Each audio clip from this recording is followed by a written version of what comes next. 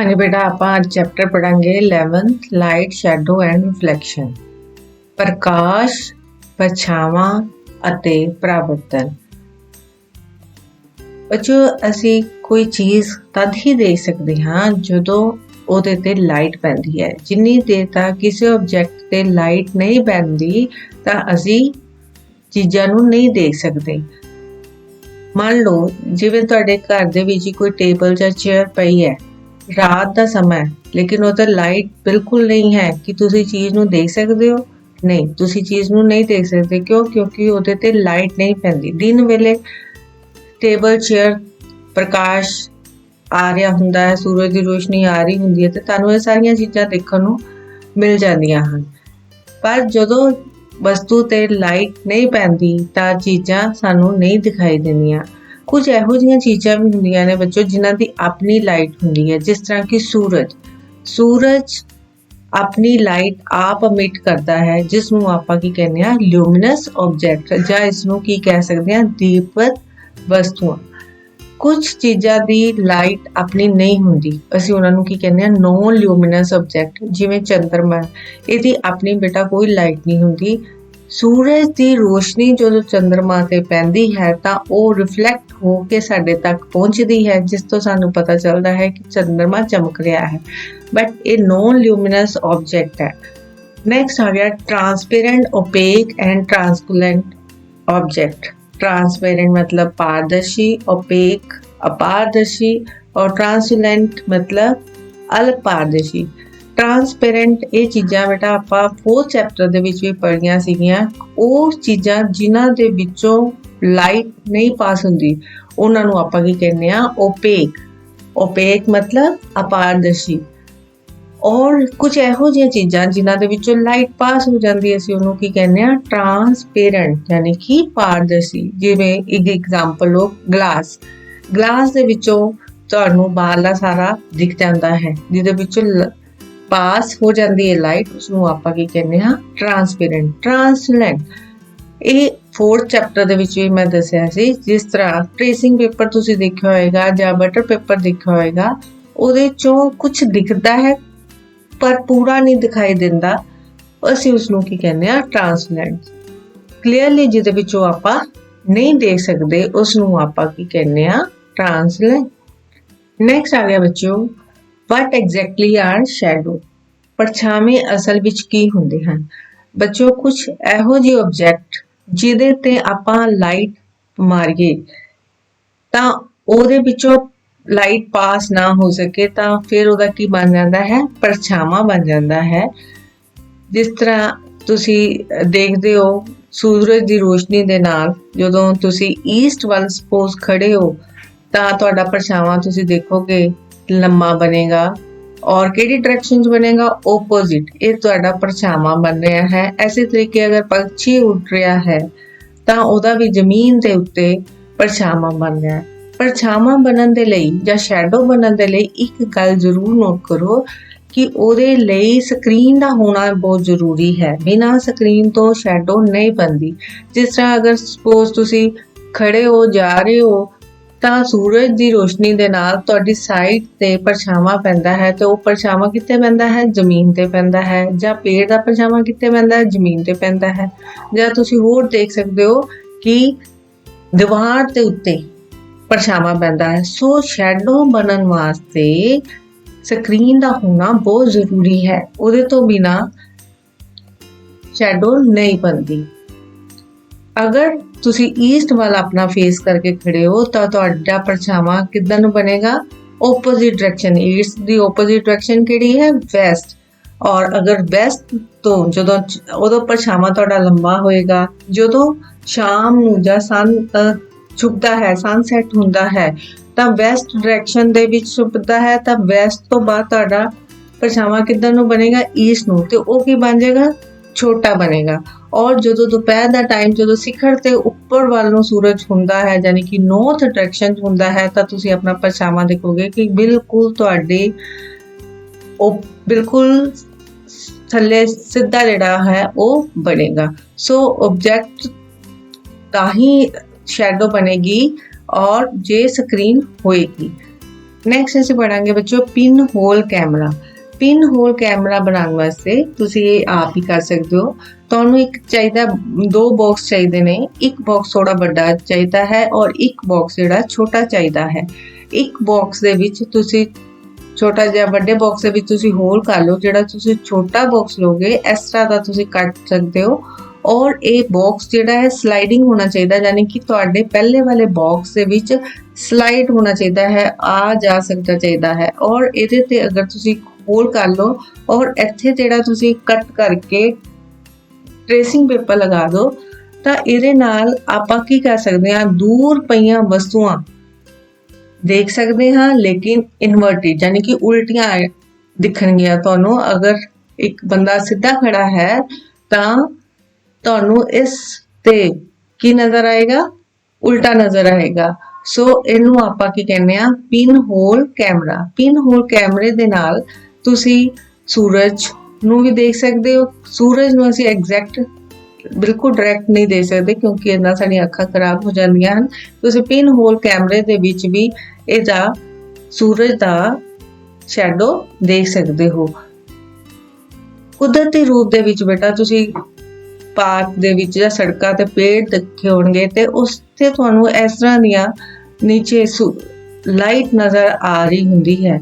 ਤਾਂ ਇਹ ਤੁਹਾਨੂੰ ਇਹ ਜਿਹੜੀਆਂ ਪੱਤੀਆਂ ਨੇ ਇਹ ਕੀ ਕੰਮ ਕਰਦੀਆਂ ਨੇ, ਦਰਖਤ ਦੀਆਂ ਪੱਤੀਆਂ ਪਿਨ ਹੋਲ ਕੈਮਰੇ ਦਾ ਕੰਮ ਕਰਦੀਆਂ ਨੇ ਔਰ ਸਾਨੂੰ ਇਹਦੀ ਇਮੇਜ ਜਿਹੜੀ ਸਨ ਦੀ ਟਰੀ ਦੇ ਹੇਠਾਂ ਦੇਖਣ ਨੂੰ ਮਿਲ ਜਾਂਦੀ ਹੈ। ਨੈਕਸਟ ਆ ਗਿਆ ਕਿ ਲਾਈਟ ਬੱਚੋ ਹਮੇਸ਼ਾ ਕੀ ਕਰਦੀ ਹੈ, ਸਟ੍ਰੇਟ ਲਾਈਨ ਦੇ ਵਿੱਚ ਟਰੈਵਲ ਕਰਦੀ ਹੈ। ਉਹਦੇ ਵਾਸਤੇ ਇੱਕ ਤੁਸੀਂ ਐਕਟੀਵਿਟੀ ਕਰ ਸਕਦੇ ਹੋ, ਇੱਕ ਕੈਂਡਲ ਲਓ, ਇੱਕ ਪੇਪਰ ਰੋਲ ਕਰੋ ਔਰ ਪੇਪਰ ਰੋਲ ਕਰੋਗੇ ਤਾਂ ਤੁਹਾਨੂੰ ਕੈਂਡਲ ਦੀ ਜਿਹੜੀ ਲਾਈਟ ਇਹਦੇ ਵਿੱਚੋਂ ਨਜ਼ਰ ਆਏਗੀ। ਅਗਰ ਤੁਸੀਂ ਉਹ ਪੇਪਰ ਨੂੰ ਜਾਂ ਰੋਲ ਨੂੰ ਜਾਂ ਪਾਈਪ ਜਿਹੜੀ ਲਿੱਤੀ ਹੈ ਅਗਰ ਤੁਸੀਂ ਬੈਂਡ ਕਰ ਦਿੰਦੇ ਹੋ ਤਾਂ ਤੁਹਾਨੂੰ ਲਾਈਟ ਜਿਹੜੀ ਹੈ ਨਹੀਂ ਦਿਖਾਈ ਦਿੰਦੀ। ਸੋ ਇਹਦਾ ਮਤਲਬ ਕੀ ਹੈ ਕਿ light always travel in a straight line। Next आ गया बच्चों मिरर एंड रिफ्लेक्शन। मिरर मतलब दर्पण, रिफ्लेक्शन मतलब परावर्तन। बच्चों तुसी अपना सवेरे उठ के शीशे अगे अगर खड़े हुंदे हो तो तुहानू अपनी फेस जो तुसी कपड़े पाए है सेम वही दिखाई देंदे ने। वो की चीज हुंदी है बच्चों, रिफ्लेक्शन। सो रिफ्लेक्शन सानू कई बारी तुसी देखा होगा कि अगर पौंड या लेक ते पेड़ लगे ने तां ਉਹ ਜਾਂ ਬਿਲਡਿੰਗਸ ਖੜੀਆਂ ਨੇ ਉਹਦਾ ਸਾਰਾ ਜਿਹੜਾ ਰਿਫਲੈਕਸ਼ਨ ਹੈ ਕਿਹਦੇ ਵਿੱਚ ਪੈ ਜਾਂਦੀ ਹੈ, ਪਾਣੀ ਦੇ ਵਿੱਚ, ਤੇ ਸਾਨੂੰ ਉਹ ਵੀ ਦਿਖਾਈ ਦਿੰਦੀ ਹੈ। ਇਹ ਇੱਕ ਐਕਟੀਵਿਟੀ ਤੁਸੀਂ ਖੁਦ ਕਰਕੇ ਦੇਖ ਸਕਦੇ ਹੋ। ਅਸੀਂ ਪੜ੍ਹਿਆ ਹੈ ਕਿ ਜਿਹੜੀ ਲਾਈਟ ਆ ਉਹ ਹਮੇਸ਼ਾ ਟਰੈਵਲ ਕਰਦੀ ਸਟ੍ਰੇਟ ਲਾਈਨ ਦੇ ਵਿੱਚ, ਪਰ ਇਹ ਆਪਣਾ ਰਸਤਾ ਵੀ ਚੇਂਜ ਕਰ ਲੈਂਦੀ ਹੈ। ਕਿੱਦਾਂ? ਅਗਰ ਅਸੀਂ ਮਿਰਰ ਲਈਏ ਉਹਦੇ ਤੇ ਆਪਾਂ ਲਾਈਟ ਪਾਸ ਕਰੀਏ ਤਾਂ ਉਹ ਜਿਹੜੀ ਲਾਈਟ ਪਾਸ ਹੋ ਕੇ ਕਿਹੜੀ ਡਾਇਰੈਕਸ਼ਨ ਨੂੰ ਚਲੀ ਜਾਂਦੀ ਹੈ, ਸੇਮ ਐਂਗਲ ਦੇ ਵਿੱਚ ਉਹ ਰਿਫਲੈਕਟ ਹੋ ਜਾਂਦੀ ਹੈ। ਔਰ ਐਸੇ ਤਰੀਕੇ ਦੇ ਨਾਲ ਤੁਸੀਂ ਹੋਰ ਐਗਜ਼ਾਮਪਲ ਵੀ ਕਰ ਸਕਦੇ ਹੋ ਜਾਂ ਐਕਟੀਵਿਟੀ ਤੁਸੀਂ ਕਰ ਸਕਦੇ ਹੋ ਕਿ ਕੌਮ ਰੱਖੀਏ ਔਰ ਇੱਥੇ ਆਪਾਂ ਮਿਰਰ ਰੱਖੀਏ ਔਰ ਇੱਥੇ ਅਗਰ ਜਦੋਂ ਆਪਾਂ ਲਾਈਟ ਪਾਵਾਂਗੇ ਤਾਂ ਤੁਸੀਂ ਦੇਖੋਗੇ ਪਹਿਲਾ ਲਾਈਟ ਕੀ ਕੌਮ ਦਾ ਇੱਥੇ ਪੈ ਰਿਹਾ ਹੈ ਔਰ ਜਦੋਂ ਉਹ ਵਾਪਸ ਆ ਰਿਹਾ ਹੈ ਤਾਂ ਦੇਖੋ ਕਿੰਨਾ ਬਿਊਟੀਫੁਲ ਜਿਹੜਾ ਪੈਟਰਨ ਹੈ ਉਹ ਬਣ ਕੇ ਆਂਦਾ ਹੈ। Light traveling in a straight line and getting reflected from a mirror। ਸੋ ਇਸ ਤਰ੍ਹਾਂ ਜਿਹੜੇ ਬੱਚੋ ਛਾਵੇਂ ਬੰਦੇ ਹਨ ਅਤੇ ਪ੍ਰਕਾਸ਼ ਦਾ ਪਰਾਵਰਤਨ ਹੁੰਦਾ ਹੈ। ਨੈਕਸਟ ਆਪਾਂ question ਪੜਾਂਗੇ। Rearrange the boxes given below to make a sentence that help us understand opaque object। ਇਹ ਬੱਚੋ ਸਾਨੂੰ ਸੈਂਟੈਂਸ ਅਸੀਂ ਇਹਨਾਂ ਦੀ ਹੈਲਪ ਦੇ ਨਾਲ ਬਣਾਉਣੇ ਹੈ ਤੇ ਕੀ ਬਣ ਜਾਣਗੇ? opaque objects makes shadow।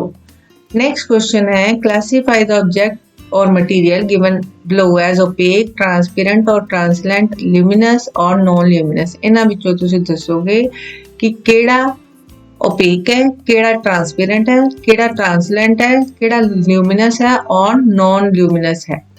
opaque objects air air बच्चों की है ट्रांसपेरेंट भी है और नॉन ल्यूमिनस है। नॉन ल्यूमिनस मतलब ਇਹਦਾ अपना कोई प्रकाश नहीं है। पानी भी की है ट्रांसपेरेंट, ਇਹਦੇ ਵਿੱਚੋਂ लाइट पास हो सकती है। ये भी की है non luminous. Piece of rock, एक पत्थर दा ਜਾਂ टुकड़ा ਉਹਦੇ ਵਿੱਚੋਂ ਬੱਚਾ ਲਾਈਟ ਨਹੀਂ ਪਾਸ ਹੁੰਦੀ, ਸੋ ਇਹ ਕੀ ਓਪੇਕ ਔਰ ਇਹਦੀ ਆਪਣੀ ਲਾਈਟ ਨਹੀਂ ਹੁੰਦੀ, so it's a non luminous.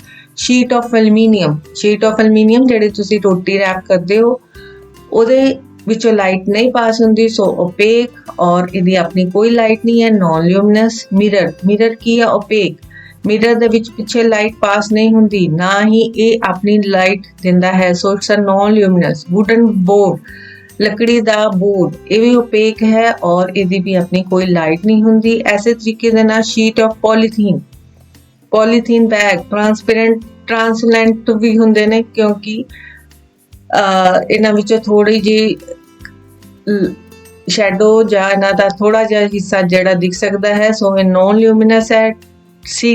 CD भी ट्रांसपेरेंट है और नॉन ल्यूमिनस है। स्मोक, ਧੂਏ ਦੇ ਵਿੱਚੋਂ ਵੀ ਅਸੀਂ ਕੁਝ ਹਿੱਸਾ ਦੇ ਸਕਦੇ ਹਾਂ, ਸੋ ਇਹ ਕਿਹਦੇ ਚ ਆ ਗਿਆ ਟ੍ਰਾਂਸਪੇਰੈਂਟ ਔਰ non luminous. Sheet of plane glass, ਜਿਹੜੇ ਤੁਸੀਂ ਪਾਣੀ ਦੇ ਗਲਾਸ ਵੀ ਕਹਿ ਸਕਦੇ ਹੋ, ਤਾਂ ਇਹਨਾਂ ਵਿੱਚੋਂ ਸਾਰਾ ਕੁਝ ਦਿਖਦਾ ਹੈ, ਸੋ ਇਹ ਟ੍ਰਾਂਸਪੇਰੈਂਟ ਹੈ ਔਰ ਨॉन ल्यूमिनस ਹੈ। ਫੋਗ, ਸਰਦੀਆਂ ਦੇ ਵਿੱਚ ਫੋਗ ਪੈਂਦੀ ਹੈ, ਇਹਦੇ ਵਿੱਚੋਂ ਵੀ ਤੁਹਾਨੂੰ ਕਲੀਅਰ ਨਹੀਂ ਦਿਖਾਈ ਦਿੰਦਾ, ਸੋ ਇਹ ਕੀ ਹੈ transparent. Piece of red hot iron, ਇੱਕ ਤਵਾ ਲੋਹੇ ਦੀ ਚੀਜ਼ ਕੋਈ ਗਰਮ ਹੋ ਜਾਏ, ਇਹ ਕੀ ਹੋ ਜਾਂਦੀ ਓਪੇਕ, ਇਹਦੇ ਵਿੱਚੋਂ ਲਾਈਟ ਜਿਹੜੀ ਹੈ ਉਹ ਪਾਸ ਨਹੀਂ ਹੋ ਸਕਦੀ। ਤੇ ਜਦੋਂ ਅਸੀਂ ਰੈੱਡ ਹੌਟ ਹੈ ਤਾਂ ਇਹਦਾ ਮਤਲਬ ਇਹਦੇ ਵਿੱਚੋਂ ਸਾਨੂੰ ਲਾਈਟ ਨਜ਼ਰ ਆਉਂਦੀ ਹੈ। ਅੰਬ੍ਰੇਲਾ ਓਪੇਕ और non luminous. Fluorescent tube opaque और ल्यूमिनस। वॉल दीवार ओपेक है, non luminous. Sheet of carbon paper opaque और नॉन ल्यूमिनस। सो ये बच्चों तुसी ये देख सकते हो ये चीज़ां जिहड़ियां ने किहड़ियां ओपेक ने और किहड़ियां ट्रांसपेरेंट ने। सन ओपेक है, मून ओपेक है, पर सन ल्यूमिनस है और नॉन ल्यूमिनस है मून। ऐसे तरीके दे नाल जिहड़ी फायरफ्लाई जुगनू जिसनू बोल दिंदे आ, ये भी की है, ये अपना प्रकाश दिंदे है, इस करके की आ गया luminous. Next question, in a completely dark room, if you hold up a mirror in front of you, you will see a reflection of yourself in the mirror। कि एक बिल्कुल हनेरा कमरा होवे ਤਾਂ ਤੁਹਾਡੇ ਸਾਹਮਣੇ ਮਿਰਰ ਹੋਵੇ ਕਿ ਤੁਸੀਂ ਆਪਣੀ ਰਿਫਲੈਕਸ਼ਨ ਦੇਖ ਸਕਦੇ ਹੋ?